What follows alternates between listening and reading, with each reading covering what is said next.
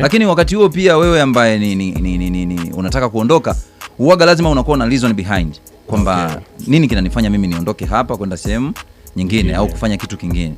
Mimi niseme kwamba tuliishi maisha mazuri sana na Rutaman. Tumeishi maisha mazuri na nimejifunza vingi sana kutoka kwake ambavyo ni positive, lakini pia vingine ni negative. Lakini vyote ukishakuwa mjini Dar es Salaam, starehe na utafutaji vyote unajifunza. Yani ukishakuwa Dar es Salaam pale, starehe na utafutaji vyote, yani unaweza kuona mapato na matumizi yote unajifunzia pale.